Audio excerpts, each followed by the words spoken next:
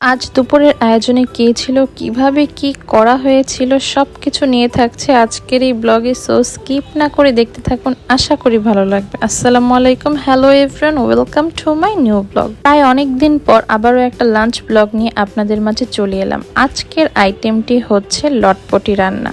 But এই আইটেমটি কিন্তু আমরা বাসায় সবাই কম বেশি রান্না করে খেয়ে থাকি। মুরগির পা, গলা, গিলা, কলিজা এবং পাখনা দিয়ে মজার একটি ভুনা আইটেম।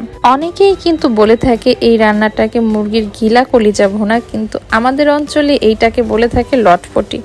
পেঁয়াজের সাথে সুন্দরভাবে মশলাগুলো একদম কষিয়ে নিয়ে এরপর আগে থেকে ঝরিয়ে রাখা মুরগির পা, গলা, গিলা, কলিজাগুলো সুন্দরভাবে এতে অ্যাড করতে হবে এবং সুন্দরভাবে মশলার সাথে একদম কষিয়ে নিতে হবে।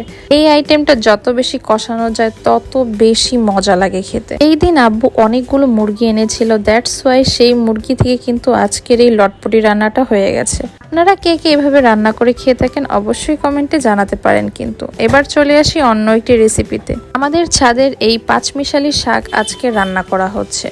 সো এখানে ছিল হচ্ছে পাট শাক, সেচি শাক, আরও কি কি যেন ছিল আমার ঠিক মনে নেই। কালারটা দেখুন, এত সুন্দর একটা সবুজ কালার এসেছে বলার বাহিরে, আর খেতে তো অনেক বেশি মজা হয়েছিল।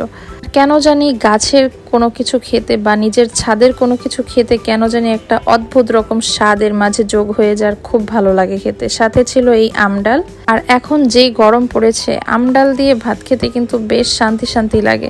সো আপনারা কে কে বাসায় এমন ধরনের আইটেম দিয়ে খাওয়া দাওয়া করেন অবশ্যই কমেন্টে জানাবেন।